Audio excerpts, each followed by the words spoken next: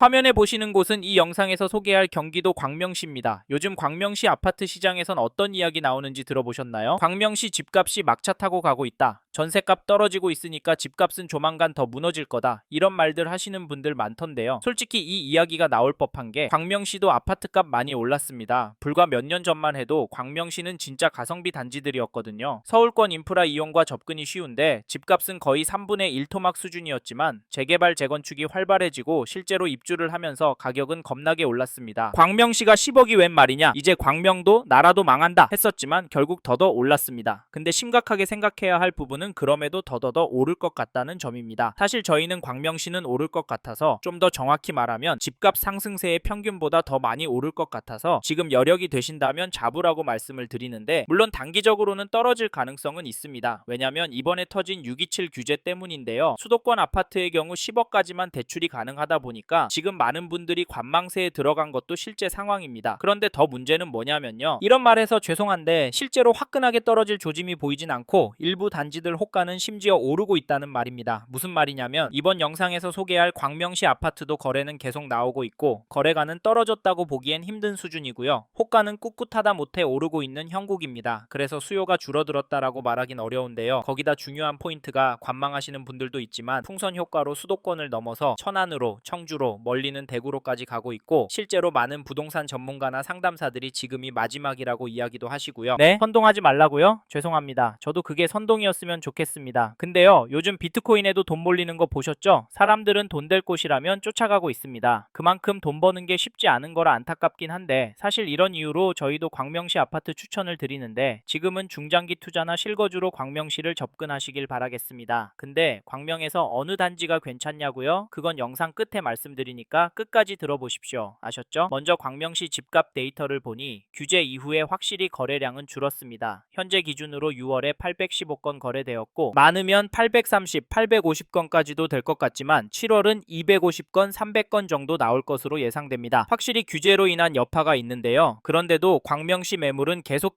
줄어들고 있습니다. 최근에 늘긴 했지만 추세는 줄어들 기세인데요. 왜일까요? KB 매매 지수도 찾아보시면 화면에 보이시듯 계속 오르는 그래프가 나올 겁니다. 한 주 동안 0.121% 오른 것도 보실 수도 있을 텐데요. 물론 규제 전 거래들도 일부 포함이 되어 있을 거라 큰 의미가 있겠나 싶지만 그래도 규제가 나오고 나서도 계속 오르고 있다는 점 놓치시면 안 되고요. 전세 지수도 보시면 하락하는 흐름을 보이고 있습니다. 한 주 동안 0.087% 떨어졌는데요. 이상하게 전세가보다 매매가가 더 오르고 있습니다. 물론 수요가 많은 광명시 같은 동네는 전세가가 매매가 흐름보다 중요하긴 합니다. 왜냐면 투자로도 실수요로도 몰리는 동네이기 때문인데요. 그럼 광명시 안에 아파트 개별 단지 최근 거래는 어떨까요? 광명시 전체 데이터만큼은 오르고 있을까요? 광명시에서 많은 관심을 받고 있는 단지인 2010년 1월 준공된 이편한 세상 센트레빌 전용 84제곱미터 거래 내역을 보시면 7월 23일에 201동 6층 물건이 9억 5,500만원에 거래가 되었고 22일에는 103동 14층 물건이 9억 9,700만원에 계약이, 12일에는 201동 30층 물건은 11억 7천만원에 거래가 되었습니다. 가격 흐름 어떻게 보이시나요? 살짝 조정받는 느낌이 드는데 뭔가 애매하죠? 하지만 자세히 보시면 평균 가격은 오르고 있는 것으로 보입니다. 이래서 광명시 매매지수 지표도 오르고 있는 건 아닌가 싶은데요. 5월에는 저층 물건이 9억 정도 수준이었는데 평균이 9억 중후반으로 올라섰습니다. 네? 그냥 운 좋게 오르는 거라고요? 앞으로 거래들은 떨어질 거라고요? 물론 그럴 수 있습니다. 사실 규제가 터지고 이런 흐름이 이어지고 있다는 건 광명시에도 규제가 효과가 없는 건 아닐까 생각해 보셔야 합니다. 이런 저의 코멘트도 참고하시고 이 단지 호가를 보시면 최저가 순으로 200동 1층 물건이 8억 9천만원부터 탑층 물건이 12억에 나와 있고 최신 순으로 보면 205동 13층 물건이 10억 3천, 9억 6천, 9억 8천에 나와 있습니다. 평균 호가는 9억 5천 정도에 나와 있는데요. 사실 제가 보기엔 호가는 높아 보입니다. 더 큰 문제는 여기서 조율이 크게 되진 않을 것 같다는 점인데요. 어떻게 아냐고요? 광명시보다 상급지들이 지금 그런 상황이거든요. 그래서 여기도 비슷할 거라고 보고 여기에 더해서 저는 호가가 더 올라갈 수 있다고 보는데 사실 현장에서도 이런 모습이 계속 나오고 있습니다. 이게 현재 상황이라는 것 정확히 아셨으면 좋겠네요. 다음으로 전세 거래도 살펴보면 최근 7월에 계약된 내역은 없습니다. 가장 최근이 6월인데요. 6월 30일에 101동 11층 물건이 5억 9,850만원에 6월 24일에 106동 9층 5억 7,750만원에 갱신되었고 5월 25일에는 103동 23층 물건이 5억 6천에 갱신 계약이 되었습니다. 5억 후반대로 향하고 있지만 급격하게 오르는 모습은 아닙니다. 공감이 가시나요? 그리고 최근에 전세 매물을 보면 103동 14층 물건이 6억, 다른 물건들은 5억 8천, 8천, 6억 3천만 원에 나오고 있습니다. 확실히 전세가 상승폭이 매매가 상승폭보다 적습니다. 그러면 전세 사는 게 괜찮다고 보여지는데요. 어떻게 생각하세요? 물론 현재 시점에서 매매가와 전세가가 3억 이상 차이가 나니까 전세로 결정하는 게 마음 편하지 않을까 생각하실 수 있는데 사실 매수가 부담이 되신다면 전세 사는 것도 나쁘진 않습니다. 그런데 뭔가 전략은 가지고 전세로 들어가는 결정하셨으면 좋겠습니다. 아셨죠? 그리고 광명시에서 이 단지도 꼭 보셨으면 좋겠는데요. 어디냐면 죄송합니다. 잠깐 3초만 내주셔서 구독 부탁드립니다. 구독 눌러주시는 여러분 대대손손 부자 되실 텐데 왜냐면 유익한 부동산 정보로 돈 버실 테니까요. 댓글 상단에 있는 카카오 채널도 추가해 주시면 마청풀에서 드리는 분양 정보, 급매 물건 정보도 받아보실 수 있습니다. 마청풀 카카오 채널도 추가 부탁드릴게요. 선생님은 꼭 복 받으실 겁니다. 감사합니다.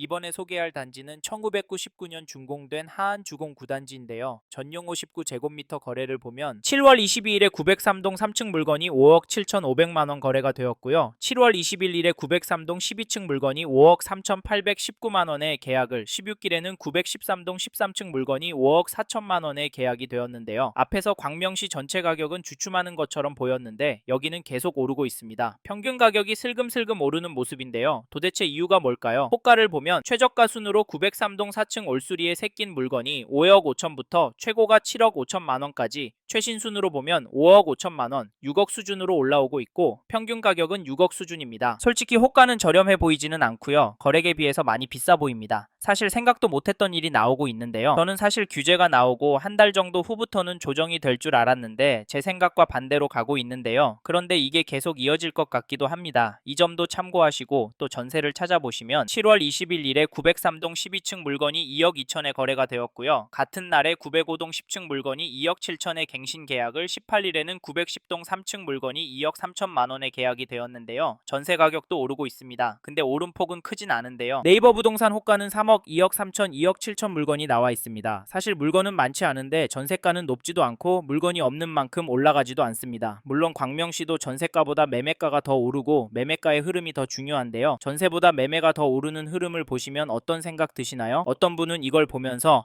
전세로 오래오래 살면 되겠네 라고 생각하실 수 있고, 오래오래 살 곳, 재건축할 때까지 살 곳이면 비싸도 매수를 하는 게 더 좋겠다 라고 생각하실 수도 있을 텐데요. 저희는 광명시에 거주하시고 감당이 되시는 분은 매수하시는 방향에 대해서 고민해봐라 말씀을 드리는데 사실 지금 시장은 갑자기 조용해졌습니다. 근데 거래되는 가격은 떨어지기보단 오르는 가격이 많이 보이고, 그리고 이 와중에 어떤 사람들은 지켜만 보는 게 아니라 일부는 수도권 밖에 천안으로, 청주로, 좀 더 멀리는 대구로 나아가고 있고 지속적으로 거래는 나오고 있습니다. 전국적으로 봤을 때도 가격은 그렇게 많이 떨어지진 않았고요. 더 중요한 건 광명시보다 상급지인 비싼 목동, 영등포, 강남구, 서초구 단지들은 여전히 높은 가격에 거래가 되고 있고요. 호가는 상상 초월 수준입니다. 그런데 너무 비싸서 가성비 단지 찾겠다고요? 아직까지 덜 오른 단지가 더 오를 것 같다고요? 죄송하지만 그게 맞을 수 있는데요. 저희는 그럼에도 인기 지역으로 잡으셔라, 광명시보다 더 괜찮은 동네 가실 수 있으면 가셔라 말씀을 드리는데, 사실 현재 대출 규제가 들어왔으니까 광명시가 마지노선이라면 조정이 되는 물건들이 있다면 잡으시라 말씀을 드립니다. 왜냐면 여기서 쭉 살다 보면 결국에는 오를 거거든요. 네? 소설 쓰지 말라고요? 그럼 요즘 코인이랑 주식은 왜 오르는 건가요? 돈이 몰리니까 오르는 거잖아요. 부동산도 똑같습니다. 저는 부동산도 자산의 한 형태이고 여전히 광명시 아파트를 돈 될 곳으로 보는 분들이 많기 때문에 지금보다 더 많은 돈이 많이 몰려서 오를 수 있다고 보고요. 여기에 서울 전체적으로도 공급이 부족한 게 눈으로 보이니까 다른 동네 아파트도 괜찮지만 수요가 꿋꿋하고 가격 흐름도 좋은 광명시 아파트 괜찮다고 말씀을 드리는 겁니다. 이 점도 참고하시고, 그러면 어떤 단지를 사시면 좋겠냐 물으실 텐데 이건 어디가 좋다라고 꼭 집어드릴 수는 없고요. 입지와 거래량 위주로 보시고 단지 선별을 하시라 말씀을 드리겠습니다. 어렵게 느껴지신다면 메일 보내주시면 시간이 되는 한 답변을 드리도록 하겠습니다. 연락 주십시오.